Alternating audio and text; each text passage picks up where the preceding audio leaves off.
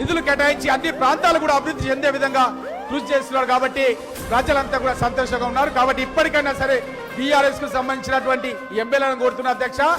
ప్రభుత్వానికి సహకరించండి కానీ ప్రభుత్వాన్ని పడగొడతామంటే తొడగొట్టడానికి మేము సిద్ధంగా ఉన్నామన్న విషయాన్ని కూడా తెలియజేస్తున్నాం అధ్యక్ష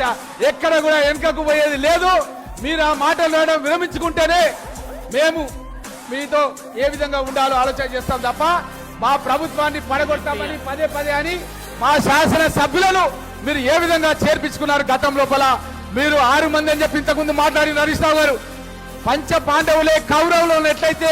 ఓడించిర్రో ఆ విధంగా రేవంత్ రెడ్డి గారి నాయకత్వంలో బీఆర్ఎస్ ప్రభుత్వాన్ని కేసీఆర్ ను ఓడించి ఏ విధంగా పాండవులు మహాభారతంలో యుద్ధంలో గెలిచిర్రో ఆ విధంగా మీ పైన విజయం సాధించి తెలంగాణ రాష్ట్రంలో కాంగ్రెస్ పార్టీని అధికారంలో తీసుకొచ్చినాం తప్పకుండా పేద ప్రజలకు ఇచ్చినటువంటి అన్ని వాగ్దానాలకు 6 గ్యారెంటీలకు కాంగ్రెస్ పార్టీ రేవంత్ రెడ్డి గారి నాయకత్వంలో కట్టుబడి ఉంది